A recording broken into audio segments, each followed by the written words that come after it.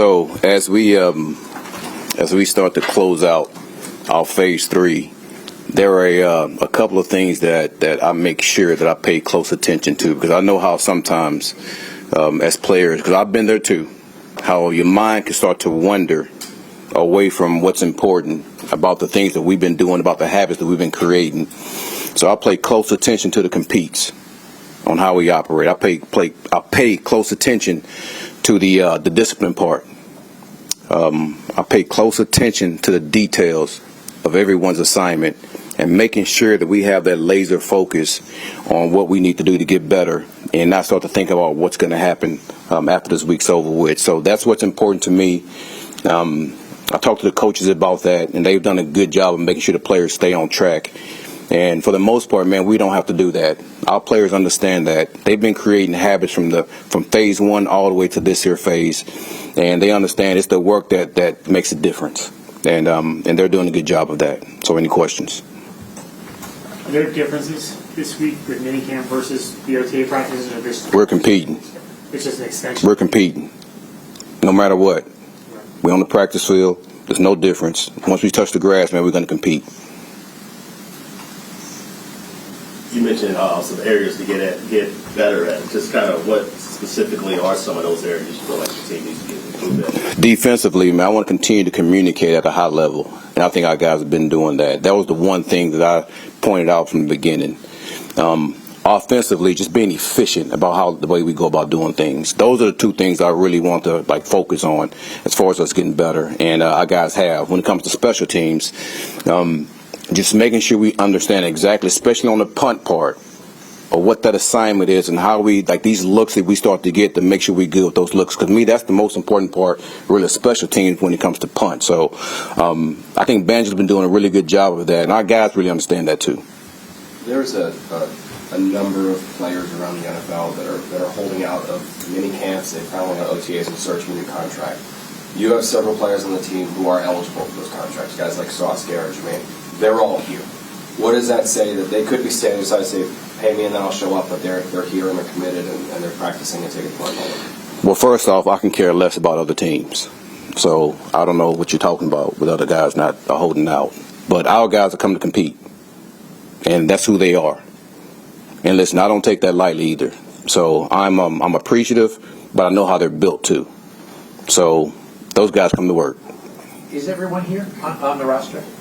You tell me. I think it looked like everyone's here. There you go.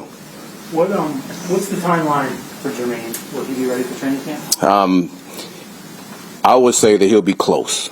He'll be close. I wouldn't be surprised if he's on PUP, but he'll be ready for the season. What stood out to you when you're watching Jermaine that's on film just from the last few years and just the potential you see in him? There's things that stand out going back to college, what I saw him, and even at the Senior Bowl when I had a chance to coach him then. He's a hard-nosed, physical, violent player that's very athletic, that has the ability to win off the edge and make plays on the quarterback. Listen, you don't get a lot of guys that have the athleticism as he does, but still be strong and powerful to be able to hold it against the run. So I'm excited to see that player get out there in training camp and go into the first game. So he's going to be a huge part of what we're doing. He knows that. But again, he understands what he got to get better at too, though. How would you assess where Justin Fields at, not just learning the playbook, but also reading defenses? Listen, he's improving every day. I thought today was a really good day for him when we had to move the ball period, of him continuously getting the ball down the field. But not that. To me, the best play through that whole series was the fact that he rolled out. You guys might have seen it, and wasn't anybody open. He just threw it away. So no negative plays. We kept getting positive plays, and he actually got us down that kick field goal, which is good. With the installs on offense and defense, how much do you put in now? How much do you save for training camp, and how did you decide how to go about that? Listen, we try to load the players up. And, listen, I know it was tough on those guys as far as learning everything that we were doing. But my philosophy is, man, let's give them as much as we can right now. And once we come to training camp, they've heard it already. So they're familiar with it. And then they can go back to what they did doing these OTAs and minicamp and be able to say, listen, man, we done this. All right, so let's keep moving. And they've done a good job of that. And they will do a good job of that. What have you learned about your three top running backs? Reese and Yeah. Isaiah and Jalen? The first thing, they're big physical men. And listen, even though this is not a physical camp, you just see the way they run. All of them have low pad level. Brees and Braylon, man, they can really, really run. I'm not just talking about just as a runner, but as far as speed down the field. You see that with them. And I'm excited about all three of those guys. I really am. I don't know if there are three backs in this league that has the potential like these three.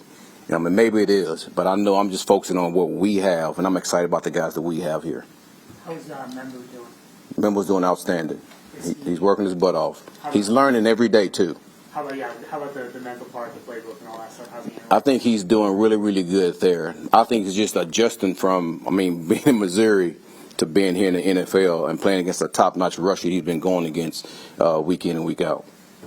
Aaron, you hear the word culture thrown around a lot in sports. Yeah. In your experiences as a player and a coach, how much could culture impact wins and losses? And if you also don't mind, maybe giving an example from your experience, like in a way it helps positively and Yeah. in a way culture was negative. Well, here's the first thing when you talk about culture, and obviously here's the negative part of it, because I think sometimes people think culture is about a coach sitting up in front of a group of men and giving some rah-rah speech. And the negative part of that is players can have deadhead when you continue these rah-rah speeches. And they've heard that before since they were in Pee Wee football, these speeches. So that's not culture to me. Culture is all about people. So you bring the right people in the building, that determines what kind of culture you're going to have. Now, listen, I give the guys before we got here credit, because, listen, we don't have any just bad guys. I think we have a bunch of good guys on this team. So I give those guys a lot of credit for the guys they have here. So now our job is to make sure we steer them in the right direction, the way that we want to play football, the way that we want to operate, the way that we want this building to be. And to me, that's what culture is. And the players know that, and they've seen the different type of guys that we brought in. And they understand exactly what type of culture we're trying to build just by those men coming in the building. And even the people that we hired here as coaches and other departments of this building also. So I'm talking about men and women. Couple more. Are you guys going to have joint practices with any of your preseason uniforms? Yeah, we have joint practice with the Giants. Giants? Yeah, Great. looking forward to that. Here or there? Or Both. one-on-one? Both. How are you folks? You excited about that? Yeah, that's a good trip. He's brought it for his beautiful in August.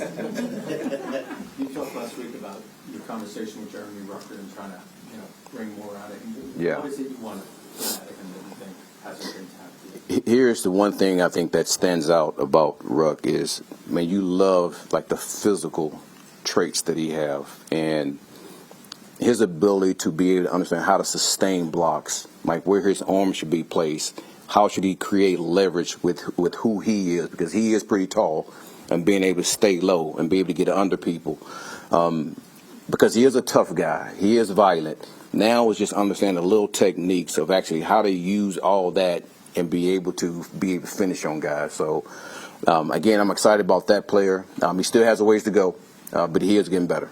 Aaron, what are your early impressions of your defense? They are fast. They are really fast. I would say this, and we don't have to coach this, and this is a really good thing, but we continue to stress it, is being able to pursue. We have men on that defense that understands that, and when you watch practice, you see it. And it is freaking just whoosh, the guys are going. So now you have to tie that in to being a really good tackling team. You have to tie that in and to make sure you have takeaways. So once you have pursuit, tackle, and takeaways, that's the essence of playing defensive football. And the thing is, we got to make sure those other two traits that we're trying to build, that we do a good job of those.